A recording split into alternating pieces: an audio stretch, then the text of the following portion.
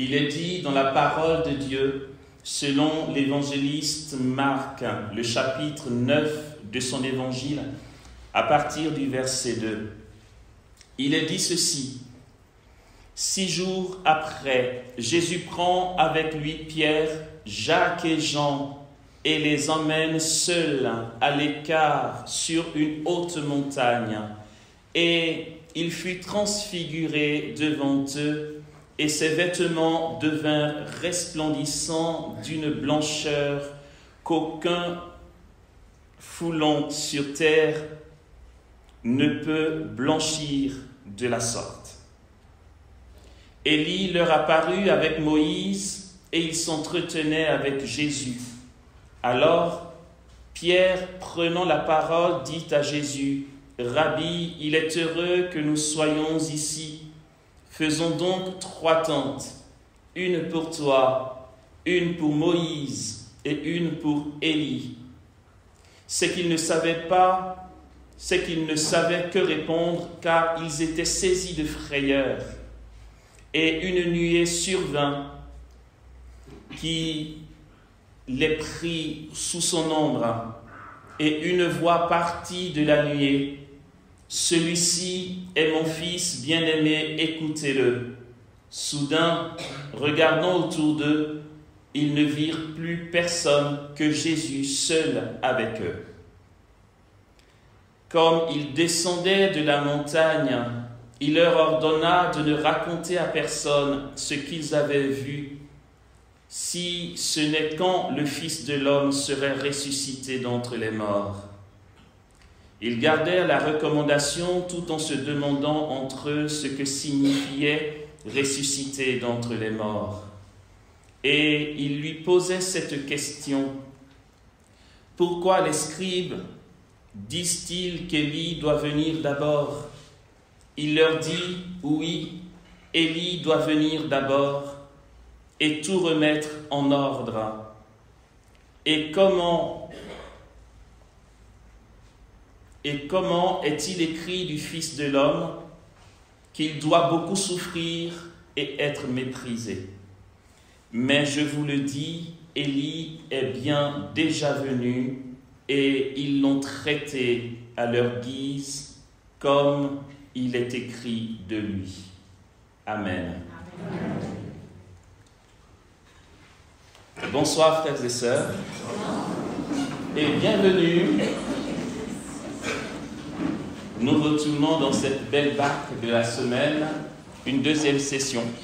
Alors j'imagine que parmi nous, il n'y a aucune personne de la première session. Je me dis. Ah, je me trompe? Allez, qui c'est qui n'était pas à la première session? On va plutôt poser la question. Ah, pas mal quand même. D'accord. Mais bienvenue alors. Et puis ceux de la première session, alors, c'est moins de la moitié du coup, c'est qui? Ah ben, c'est à peu près kiff-kiff, quoi. D'accord. Bien, en tout cas, bienvenue pour cette session qui commence aujourd'hui, qui a pour thème « Si le Christ n'est pas ressuscité, vaine est notre foi ». Voilà. C'est le thème de cette session que nous démarrons à partir de ce soir.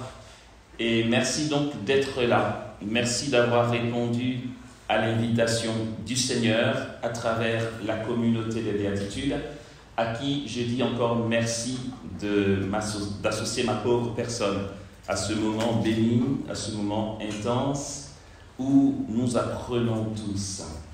Ce soir, pour démarrer ce thème qui va nous accompagner toute la semaine, je nous propose un premier sous-thème qui est le suivant: Dieu est mort. Voici le thème de ce soir. Dieu est mort.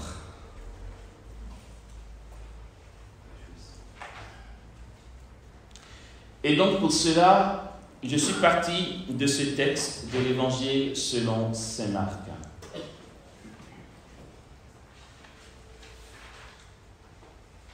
Les exégètes nous apprennent quelque chose. C'est que les apôtres n'ont pas compris grand-chose. Ils savaient ils entendaient et comprenaient certaines choses que Jésus leur expliquait et bien d'autres choses encore que Jésus leur disait qu'ils entendaient mais qu'ils n'arrivaient pas à intégrer.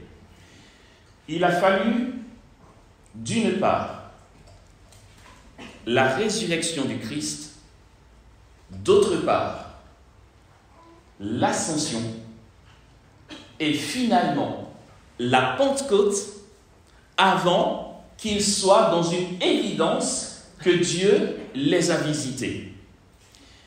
N'en soyons pas surpris, puisque dans les récits de l'Évangile, on voit que après la mort de Jésus,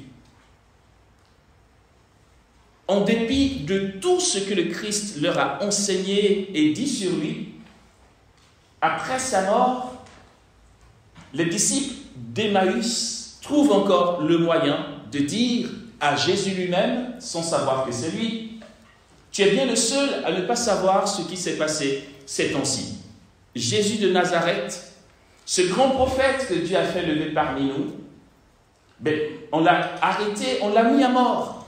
Et voici 3 jours que ça dure.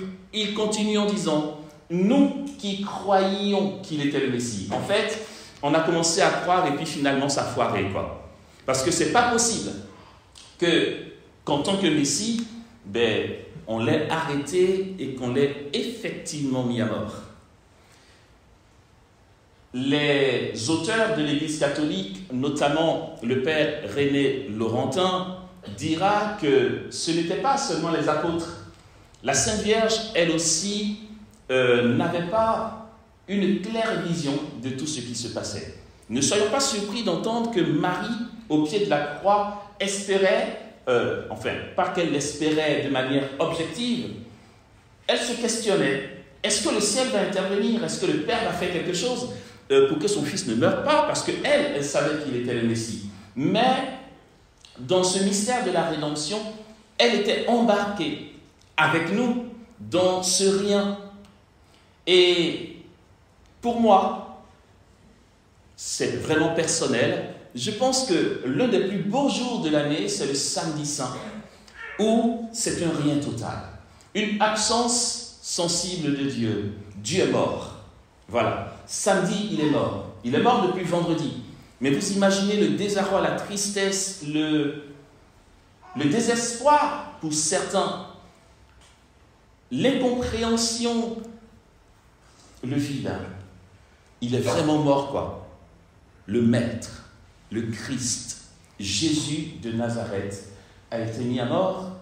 Et quelle a été l'ambiance le samedi? À mon avis, Pierre n'était pas au petit déjeuner, je pense. Parce que la veille, il venait de régner son maître 3 fois. Dans ces cas-là, tu n'as pas spécialement envie d'affronter le regard des autres. Et puis, je pense qu'il n'était pas seul, parce qu'au pied de la croix, il n'y avait que Jean. Il avait 12 apôtres et plusieurs disciples. Il n'y avait que Jean au pied de la croix. Les femmes étaient là, mais au niveau vie intérieure, les femmes ont beaucoup à apporter aux hommes. C'est toute la tradition juive qui nous l'apprend. La femme est gardienne de la lumière. Ok. Donc ce n'est pas surprenant qu'il y ait quand même quelques femmes. Les femmes aimaient Jésus. Sa mère, bien sûr, bon là il n'y a pas photo, je vais dire, c'est réglé. Marie-Madeleine, qui avait un amour profond pour son Seigneur, était aussi là, mais les autres avaient déserté. Quelle était l'ambiance le samedi saint? C'était un beau rien. Et ça, c'est juste magnifique. Nous irions jusqu'à dire que sans ce vide apparent, ce rien du samedi, la joie, l'explosion de joie et l'allégresse de la résurrection n'auraient pas été plénières. D'autre part, toute la puissance qui s'est déployée à la Pentecôte que nous venons de célébrer, toute la puissance de l'Esprit dans la vie des apôtres, ce qu'ils ont pu opérer avec autorité, certitude, conviction pour le nom de Jésus, capables d'annoncer de tout leur être la puissance de l'agir de Jésus et annoncer avec certitude, comme dit Pierre, que Jésus est vraiment le Fils de Dieu, cela n'aurait pas été possible parce que ce passage du Triduum pascal a été l'occasion pour Dieu de tisser en eux une aptitude plus grande pour entrer dans le mystère de l'union à Dieu. Saint Jean de la Croix est clair dans ses propos. C'est un peu oser et pousser ce qu'il dit, mais c'est un maître de vie spirituelle, Saint Jean de la Croix, je veux dire, on a toute confiance. Il va jusqu'à dire que sans avoir fait l'expérience profonde de sa misère, même de son péché le plus grave, jusqu'à être à la porte du désespoir, aucune âme ne peut faire l'expérience de l'union à Dieu. Et là, on se rend compte que les apôtres sont passés dans un creux de vague. Ils ont été secoués, d'accord ? Et voici que le dimanche, ils ressuscitent. Ici, il se pose la question. Que veut dire ressusciter d'entre les morts ? Évidemment, ils ne pouvaient pas comprendre, puisque le Christ est le premier-né d'entre les morts. Nous en parlions ce midi, je ne sais pas quand, nous parlions de la résurrection de Lazare, ok ? Pourquoi dit-on que Jésus est le premier-né d'entre les morts, alors que Lazare a ressuscité avant lui quand même, et puis la fille de Jaïr aussi ? Non. En fait, en théologie, ce qu'on appelle la résurrection de Lazare est une réanimation en théologie. Je dis en théologie béton, d'accord ? Ce n'est pas une résurrection, puisque Lazare est mort à nouveau. Le premier-né d'entre les morts, qui ne meurt plus, c'est le Christ. Du coup, vu qu'il n'y a eu personne avant lui qui est ressuscité dans un corps de gloire, les apôtres ne pouvaient pas comprendre. Le thème, comme je l'ai dit, c'est Dieu est mort. Ok ? Nous allons partir, nous allons faire un petit parcours ce soir, et je nous préviens, le topo de ce soir risque d'être beaucoup technique. Ne m'en voulez pas, je vais essayer d'être simple dans ce côté technique pour que nous comprenions.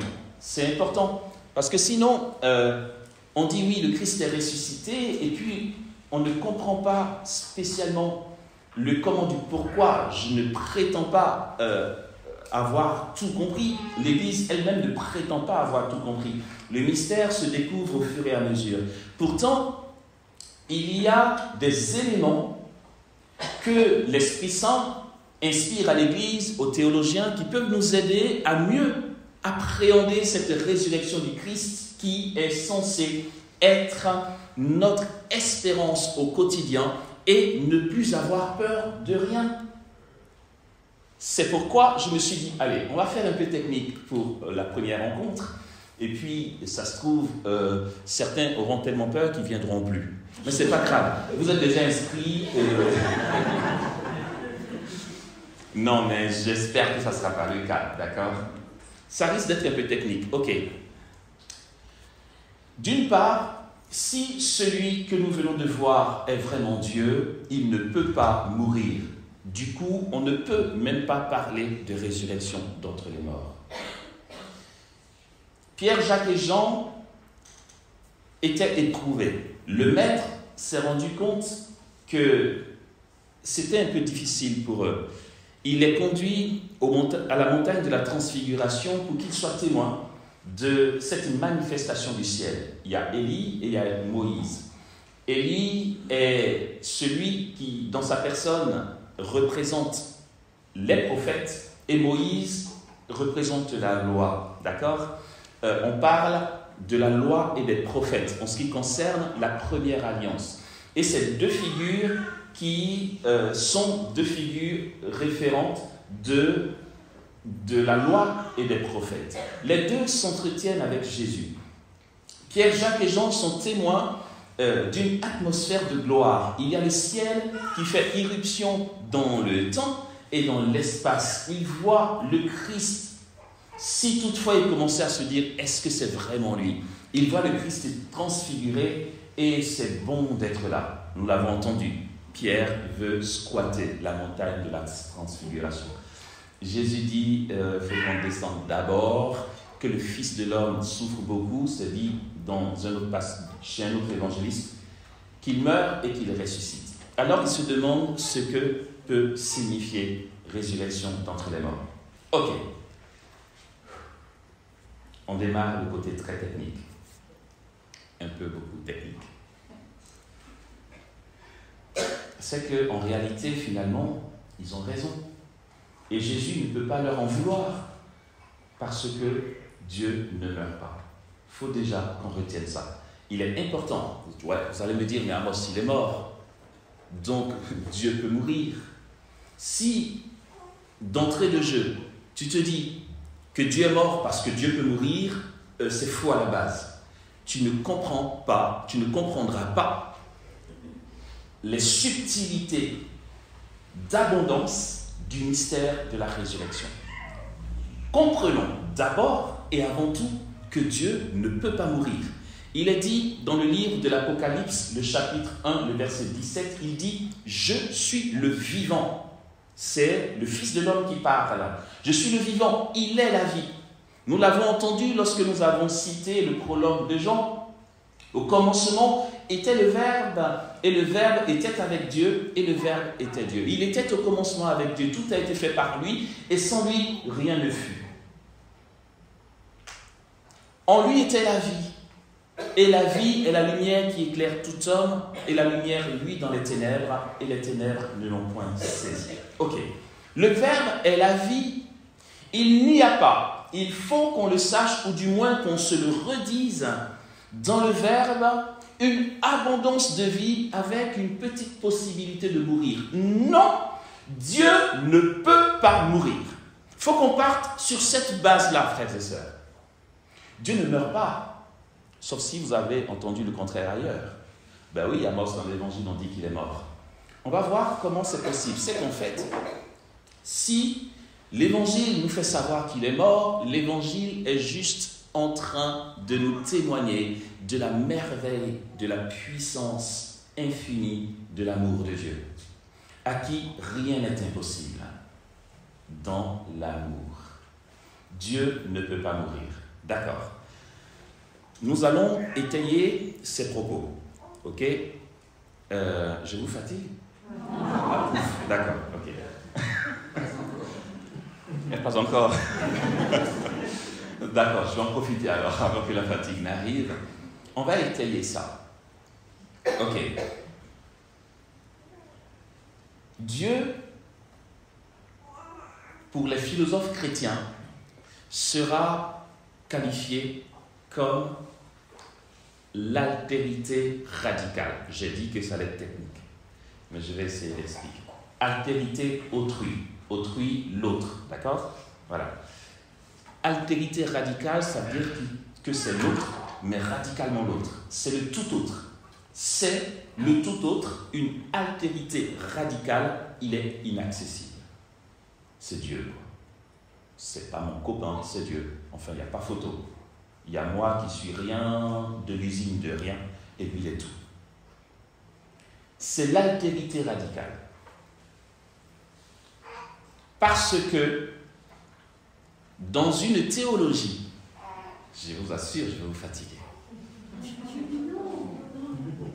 dite apophatique, c'est la théologie dite apophatique, c'est la théologie qui dit Dieu par négation. Plutôt que de dire tu es amour, on va dire tu n'es pas le mal. Vous comprenez? Vous voyez, voilà. Ça dit Dieu par négation. Donc, Dieu est le tout autre. Il est l'altérité radicale. Il est infini. D'accord? Donc, il n'est pas fini, il n'est pas limité. Il n'est pas esclave, il est souverainement libre. C'est vraiment le tout autre. Et cette théologie apophatique a donné, ou du moins a influencé la théologie, ce qui fait qu'aujourd'hui, il y a une théologie qui est beaucoup répandue, je ne dirais pas malheureusement, mais j'espère juste que ça va évoluer, une théologie rationaliste. C'est bon, c'est calme. Ça va s'améliorer. Parce que là, c'est trop de mots techniques d'un coup. Okay? Mais, je vais dire, certains théologiens, si tu dis devant eux, je me prive par exemple de nourriture pour consoler Jésus, ça se comprend avec la liturgie du chemin de croix et tout, mais certains vont dire, bon, il ne faut pas exagérer, Dieu n'a pas besoin d'être consolé. Ça vient de la théologie apophatique. Vous êtes d'accord? Enfin, c'est Dieu, quoi. Il se suffit à lui seul. D'ailleurs, il y a cette parole de la messe qui dit dans une des préfaces, nos louanges n'ajoutent rien à ce que tu es, mais nous rapprochent de toi. En gros, tu n'as pas besoin de nos louanges. Et c'est vrai, il n'a pas besoin de nos louanges pour être Dieu, il est Dieu de toute façon. Avant que tu n'existes et que tu le loues, il se suffisait à lui seul. D'accord? Et donc, cette théologie apophatique va nous parler d'un Dieu inaccessible. Il y a, je vais aller vite dessus, d'accord? Ceux qui sont, enfin, qui tiennent à s'embrouiller pourront aller creuser après. Il y a une réalité dont on n'entend pas beaucoup parler. Je vais sortir une expression et je suis quasiment sûr qu'au moins la moitié, la grande majorité, n'en aura jamais entendu parler. En français, c'est difficile. La notion de déité, ça vous dit quelque chose, la déité? La déité. Je suis trop fier. Non, mais j'ai sorti le truc, vous voyez. La déité.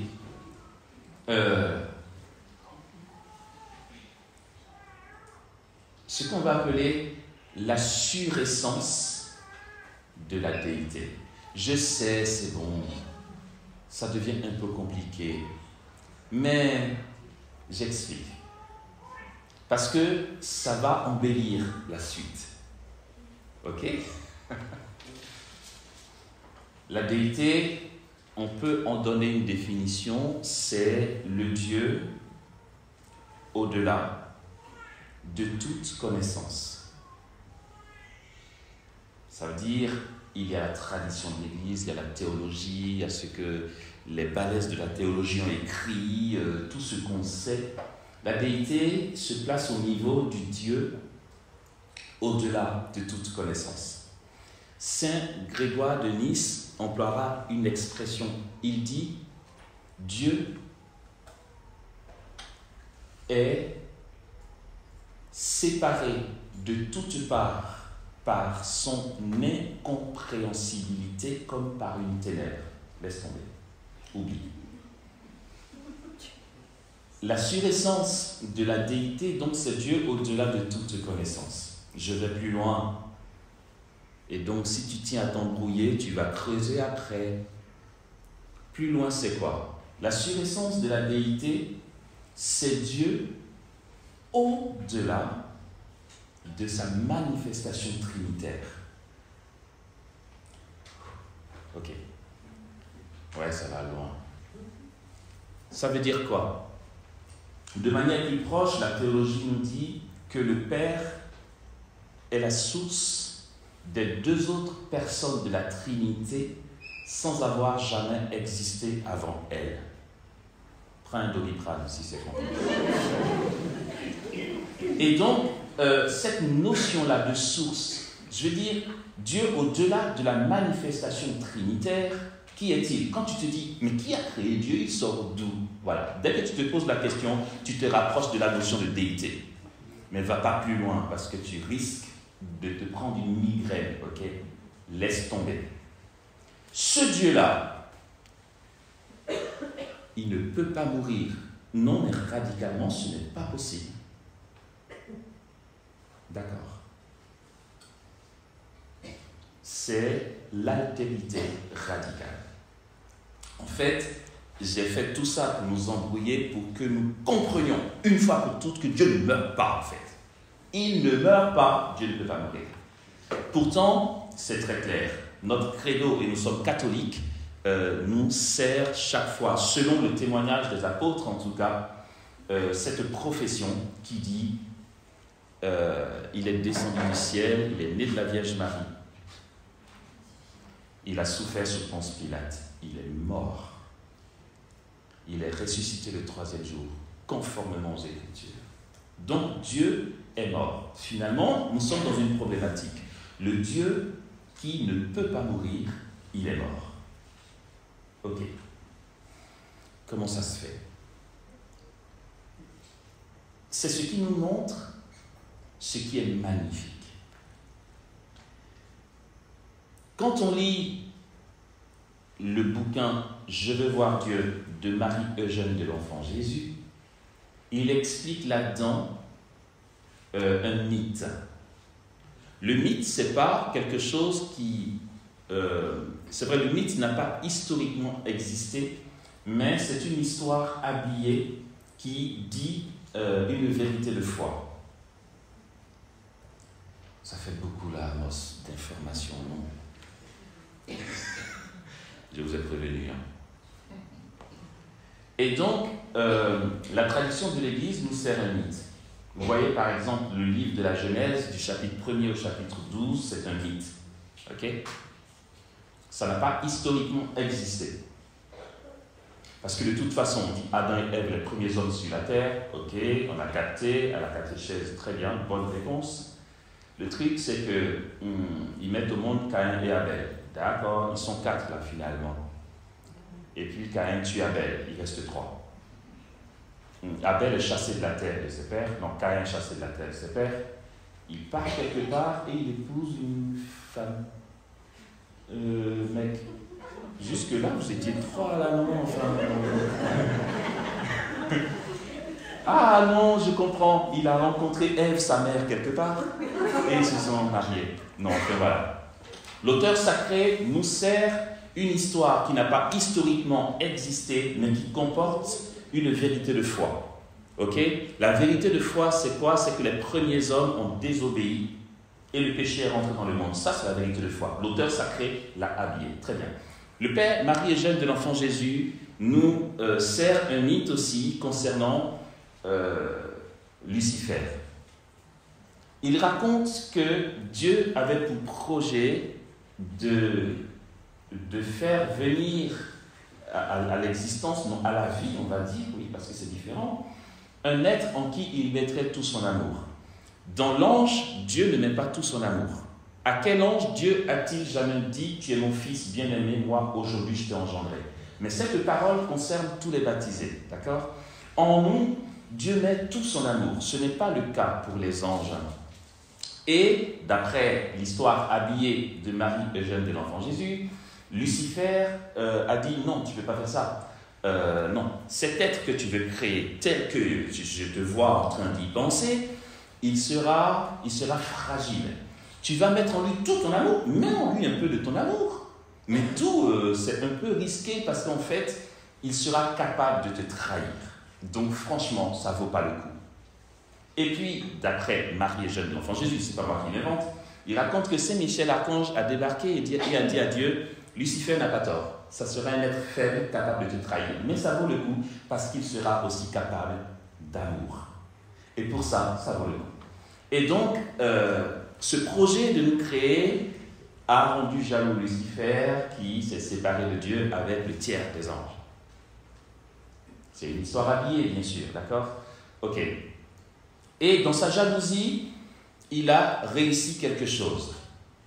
C'est que il est malin. Lorsque Adam et Ève ont vu le jour, il s'est pointé et on sait la suite dans la Genèse. Ok. Le truc, c'est que la chute de nos premiers parents qui a fait entrer le péché dans le monde nous a condamnés à mort. Les choses que Dieu a établies, il ne les reprend pas. Les dons et appels de Dieu sont sans repentance. Dieu ne se dédie pas. Il est tout puissant, mais il est tout puissant en amour. Il n'est pas tout puissant pour tricher. Et s'il ne triche pas, et Lucifer sait qu'il ne veut pas tricher, s'il ne triche pas, l'homme ayant commis l'irréparable doit mourir. Dieu peut empêcher l'homme de mourir seulement s'il triche, parce que tel qu'il a établi les choses, l'homme a péché, l'homme doit mourir. Je vous assure, c'était problématique. Parce que ça, même Dieu, dans sa toute-puissance, ne peut pas l'annuler. S'il l'annule, il se dédie. Or, il ne se dédie jamais. Et ça, Lucifer le sait. Il a réussi son coup. Ève a croqué dans la pomme, le péché est rentré dans le monde, l'homme doit mourir. Dieu ne peut plus rien faire. Sauf qu'il y a l'homme et puis il y a Dieu. Celui qui doit mourir, c'est l'homme. Dieu ne pouvait rien faire. Non, je m'arrête un peu parce que je sais que ça fait beaucoup d'informations. Ça va jusque-là? Oui. D'accord. Bon, ça me rassure. Vous voyez, c'est sympa parce que j'ai besoin d'être encouragé, je suis timide. Voilà, merci. On peut continuer alors. L'homme doit mourir. Et Dieu ne pouvait pas se permettre de dire, écoute, je suis souverainement libre, tu as fait ça, maintenant je décide que la loi a changé, il ne mourra pas. Non, il doit mourir. Parce que Dieu ne se dédie pas. Et là, Satan a dû se dire, je vais bien voir comment il va s'arranger parce que là, je l'ai bien eu là. Cet être-là qu'il a créé l'a trahi et me doit quelque chose. Ce que cet être-là me doit, c'est la mort. L'homme doit mourir. Ce n'est pas Dieu qui doit mourir, c'est l'homme. Comme toi, tu es Dieu et qu'eux, ils sont hommes, tu es l'altérité radicale. Eux, ce sont des hommes. Je ne sais pas comment tu vas t'arranger. Bien sûr, tu peux réparer ça, mais tu acceptes qu'il meure parce que c'est ça la loi.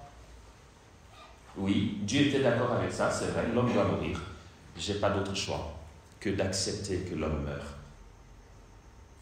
Nous comprendrons que la toute-puissance de Dieu n'est pas pour, d'une part, se dédire, mais aussi pour marginaliser l'autre. Non. Comme disait un jeune homme à Paris, je vais voir sa mère, et puis il dit, c'est lui Amos, j'ai peur de lui. Je dis, ah bon? Il dit, oui, il paraît que tu vois, tu lis dans les pensées. Ah bon? Il dit, ouais, je ne veux pas que tu découvres toutes mes crasses et tout. J'ai dit, t'inquiète pas, Dieu n'est pas une balance. Dieu ne va pas me révéler ta vie intime. Et puis d'ailleurs, c'est une fausse information. Voilà. Ok. Et donc, voilà, Dieu n'est pas tout puissant pour marginaliser l'autre, tricher et tout ça. Voici le tableau. L'homme doit mourir. Tu dois mourir et moi aussi. Parce que, comme dit Paul, le salaire du péché, c'est la mort. Ok. Satan sait aussi que Dieu ne se transformera pas en homme pour payer le prix à la place de l'homme. Tout ça, il le sait. Comment se fait-il qu'il y ait eu l'incarnation? Ce que Satan ne savait pas, parce que lui, il est limité, c'est que en Dieu, il n'y a rien de nouveau. Tout ce que Dieu crée est déjà présent en lui potentiellement. Je dis ça d'une autre manière. Quand quelque chose sort de Dieu, même quand c'est une nouveauté qui a déjà toujours existé éternellement, potentiellement en lui. Je dis ça d'une troisième manière. Les théologiens nous apprennent que vous et moi, nous existions dans la pensée du Père depuis toute éternité. Il n'y a pas eu un moment où il a dit « Ah tiens, Père Philippe ». Le Père Philippe a déjà toujours éternellement existé dans la pensée du Père, parce qu'il n'y a rien de nouveau. Vous allez comprendre comment l'incarnation a été possible. Donc tout ce que Dieu crée est déjà en lui potentiellement. Il ne s'agit pas pour Dieu de se transformer en homme. L'incarnation, c'est pas ça, frères et sœurs. Quand on dit qu'il a pris chair de Marie, n'allons pas croire que Dieu s'est transformé en homme. Si c'est le cas, alors Dieu n'est pas immuable. Comme Dieu ne change pas, il ne peut pas s'être transformé en homme. Ouhou. Il est toujours resté lui-même. Ah bon, ben oui, mais l'incarnation. Non, ne sous-estime pas la puissance de Dieu. Non, mais je vous assure, je le kiffe ce mec. Il est trop bon. Comme dit saint Augustin, Jésus n'avait pas à venir parce qu'il a déjà toujours été là. Il a toujours déjà été là. Il n'avait pas à venir. Alors, comment l'incarnation est possible? Ce que Satan ne savait pas, c'est que puisque l'homme sort de Dieu, l'homme a toujours déjà existé éternellement et potentiellement en Dieu. Ce qui ne pose aucun problème pour que l'humanité se fasse voir. Je vais expliquer cette partie-là. Après, ça va être un peu plus léger. D'accord? Je finis cette partie et puis le reste, ça coulera. L'incarnation, c'est un phénomène.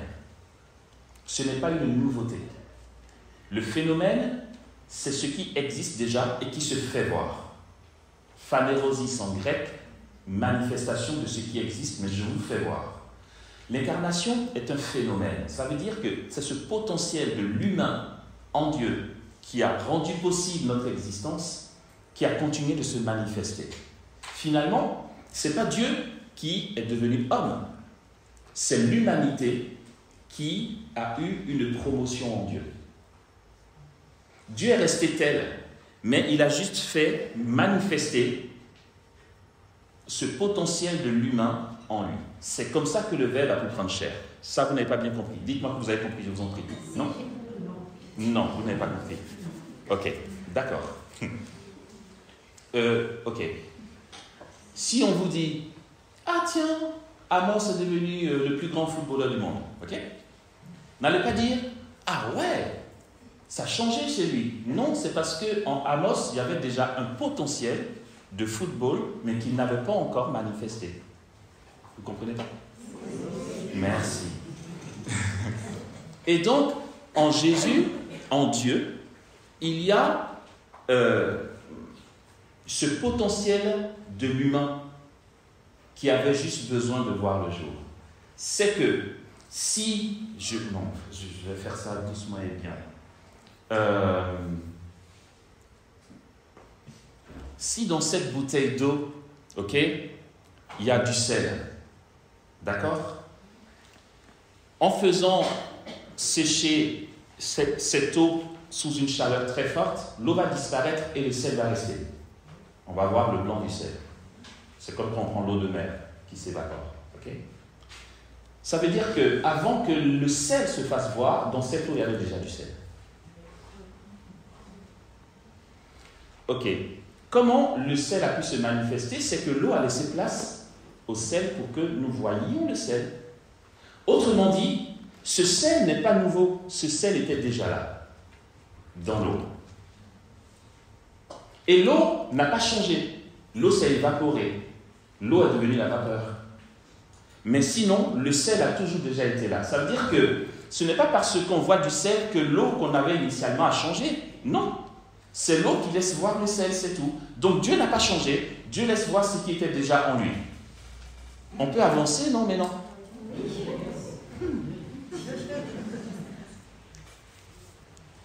D'accord, on avance. Vous inquiétez pas. Je vais dire que c'est très intense, donc je ne m'inquiète pas. Si je n'aboutis pas à la conclusion de mon enseignement, je ne suis pas inquiet. On se revoit demain. Autant qu'on comprenne le peu là, parce que ça va embellir le reste, j'ai dit. Ok? D'accord.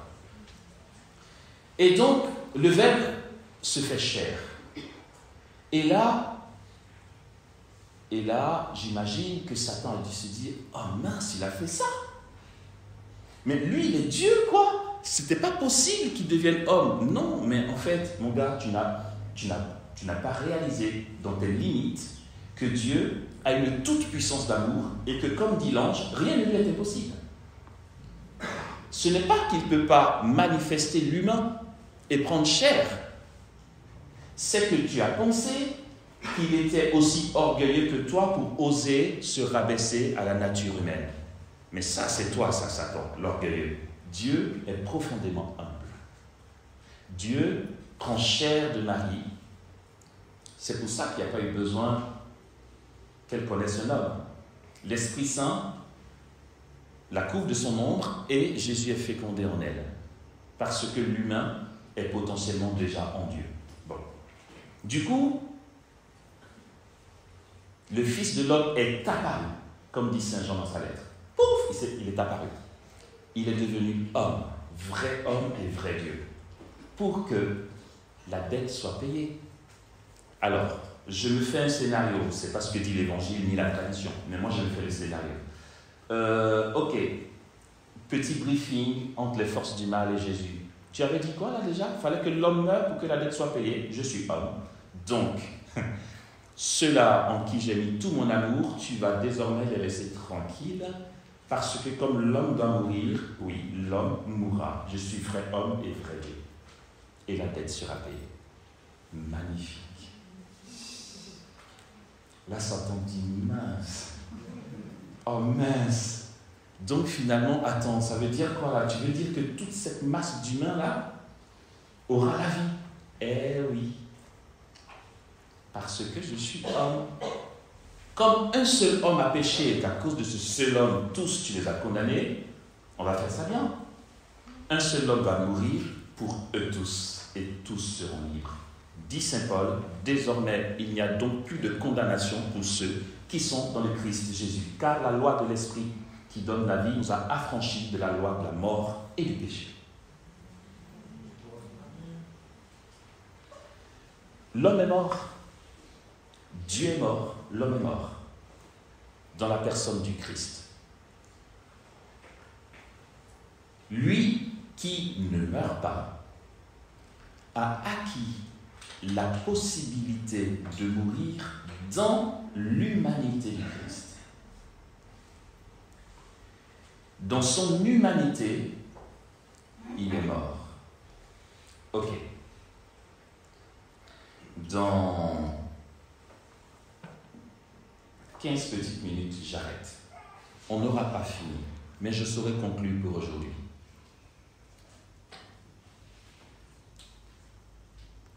Jésus,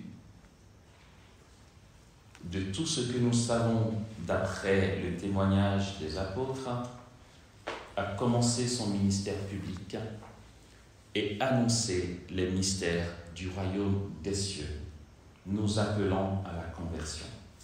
Pour aujourd'hui, on va finir sur ceci. Si Jésus est mort, ou du moins il s'est incarné, il a pris chair de Marie, il est devenu homme. Comme dit Paul, étant devenu un homme, il a été obéissant et obéissant jusqu'à la mort, et à la mort sur une croix. Mais, ok, Amos, si tout ce que tu as raconté est vrai, et nous supposons que c'est vrai, et je confirme que ce n'est pas faux, comment se fait-il qu'on craigne encore l'enfer, et que d'autres tombent en enfer, et qu'il y ait la mort éternelle qui nous guette? Ok. C'est la toute-puissance d'amour de Dieu qui a rendu possible la rédemption. Sa toute-puissance d'amour, à quoi rien n'est impossible. C'est, je le redis, sa toute-puissance d'amour. Dieu est amour. Tout ce qu'il fait est ordonné à l'amour. Du coup, mais donc ça va, Amos, il est mort pour nous, on ne meurt plus. Il y a quelque chose de très délicat, voire même risqué, mais qui est la conséquence de son amour qu'il a mis en nous. J'ai dit que je finissais dessus. La torture est bientôt terminée. Comment se fait-il alors que Jésus soit mort pour que tous les hommes soient sauvés, mais que certains risquent encore de finir en enfer? Justement, j'ai la possibilité de finir en enfer parce que Dieu m'aime. C'est pas paradoxal? Si, c'est paradoxal, mais ce n'est pas contradictoire. J'ai la possibilité de finir en enfer parce que Dieu m'aime. J'explique. Il a mis en moi tout son amour pour que je réponde à la profondeur et à la plénitude de cet amour. Il faut que je donne un consentement libre à son amour. Si Dieu m'embarque dans le paradis sans que ce soit mon choix, l'amour ne sera pas plénier. Tu n'épouses pas une femme malgré elle. Il y a certaines cultures qui le font. Mais ce n'est pas l'amour, c'est juste, allez, on dit, on fait ça comme ça, et puis c'est tout. Toi, tu n'as rien à dire. Je suis ton époux, tu la fermes. On y va. Bon. On sait tous que ce n'est pas l'idéal. L'amour, ce n'est pas l'amour, ça. Okay? L'amour suppose un consentement mutuel. Et puisque Dieu veut vivre avec nous la plénitude de son amour, il faut que nous choisissions nous-mêmes. C'est pourquoi je dis que la possibilité que j'ai de choisir l'enfer, paradoxalement, me vient du fait que Dieu m'aime à l'infini. C'est cet amour immense pour moi qui fait qu'il me laisse libre de lui dire oui. Sinon, l'amour ne sera pas parfait dans le ciel. Et c'est au nom de cette liberté de consentement que certains risquent de finir en enfer. Ce n'est pas que la rédemption soit inefficace, ce n'est pas que la mort de Jésus n'ait pas tout payé. Sa mort a vraiment tout payé. En gros, la porte du paradis était fermée. On ne pouvait pas parce qu'on avait péché. Il est mort pour nous. Les portes du paradis sont ouvertes. Du coup, il nous dit, coucou les gars, c'est bon, c'est ouvert. Vous vouliez aller à la salle à manger, maintenant les portes sont ouvertes. Certains vont dire, ouais, bon, c'est bon, moi j'ai plus faim, je ne rentre pas. Et puis ceux qui voudront rentrer dans la salle à manger, rentreront. Ceux qui ne vont pas rentrer, on ne peut pas dire sur cette base-là que la porte n'a pas été bien ouverte. Elle a été ouverte. Mais au nom de son amour, chacun est libre d'y accéder. La rédemption du Christ est efficace et sans aucun doute, c'est radical. Il dit à la croix, tout est accompli, c'est bon, c'est fait. Pour le paradis, pour ceux qui ne le savaient pas, j'ai une très bonne nouvelle à vous annoncer. Non, sérieux, quand on se dit, ouais, seras-tu prêt au dernier jour? Est-ce que tu seras parmi les élus? Tout ça. Dieu va te dire, va à gauche, et puis toi, ouais, tu as de beaux yeux, va à droite. Non, ça n'a rien à voir. Je vous annonce une bonne nouvelle. Le paradis, c'est quoi? Quand tu vas mourir, rappelle-toi qu'on te l'a dit, hein, quand tu vas mourir, Jésus va te dire, ok, Marcel, tu veux entrer ou... Et là, tu vas faire, je peux. Il dit, mais attends, évidemment, je n'ai pas galéré tout ce que j'ai galéré à la croix pour te demander si tu peux. Bien sûr que c'est ouvert pour toi. Et c'est ce que l'Église va appeler l'auto-exclusion. L'enfer est une auto-exclusion. Marcel dira, non, moi je n'ai pas envie d'être un enfant de cœur, là, sérieux, dans le paradis. Je préfère aller faire le show en enfer. C'est pour caricaturer. C'est ça l'auto-exclusion. Le paradis, c'est ça. Dieu dira, je t'en prie. Et toi, tu diras, non, c'est trop facile. J'ai besoin de sentir que j'ai mérité. Si c'est ce que tu veux, ben, tu connaîtras certainement ce qu'on appelle le purgatoire. Les âmes du purgatoire n'allaient pas croire que c'est Dieu qui leur dit, attends un peu. Ah non, pas du tout. Elles se sentent incapables d'avancer. Elles veulent, mais elles en sont incapables. Mais bon, je ne vais pas développer ça, ce n'est pas le but. Elles s'en sentent incapables parce que le péché a ses conséquences qui qui te défamiliarise à la présence de Dieu, si tu veux. Du coup, tu vois une telle gloire et tu es incapable d'y aller. Tu ne peux pas. Tu ne peux pas, mais pourtant tu désires cette gloire tellement. Et ton désir de cette gloire qui te fait souffrir, parce que tu ne peux pas y accéder, te purifie de tous tes refus de l'amour sur la terre. C'était une petite parenthèse. Donc en fait, la rédemption n'est pas inefficace.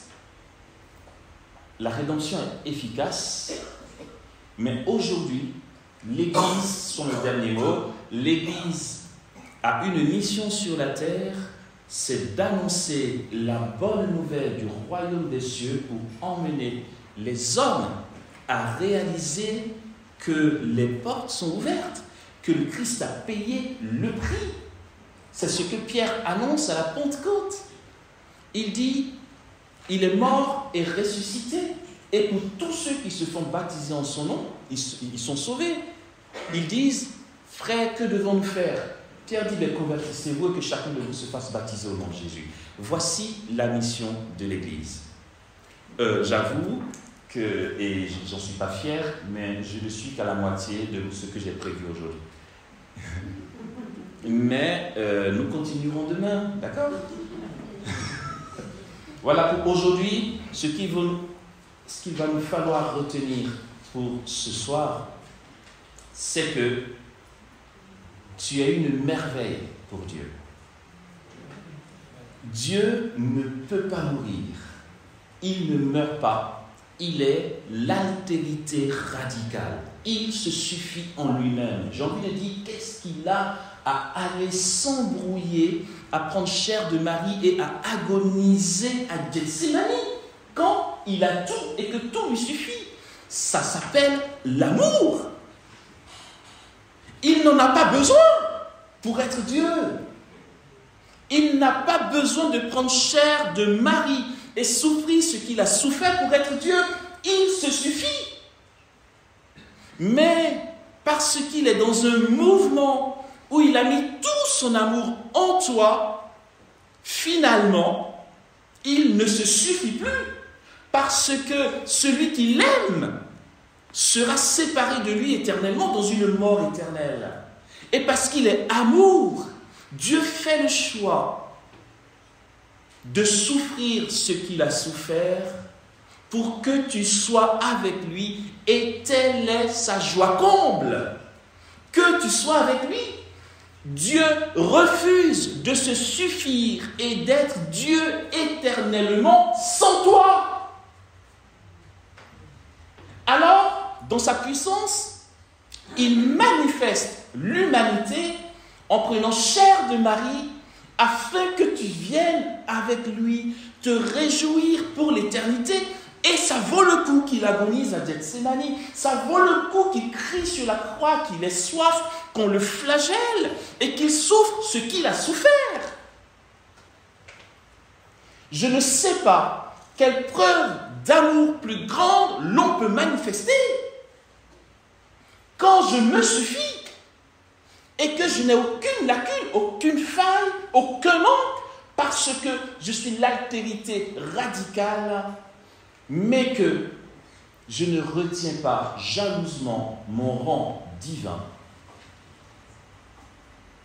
Bien au contraire, je m'en détache, j'y renonce pour venir souffrir ce que j'ai à souffrir. Dieu ne meurt pas. Et pour toi, il a fait le choix de mourir dans l'humanité du Christ. Lorsque le Christ a souffert, ce n'était pas que son humanité qui a souffert, il était une seule personne en deux natures, vrai Dieu et vrai homme. Je dis ça d'une autre manière, Jésus a souffert, Dieu a souffert tout ce qu'il a souffert. Pour toi, parce que tu le désarmes. Si Dieu a une faiblesse, or il a une faiblesse, tu ne le savais pas. La faiblesse de Dieu, c'est toi. Amen.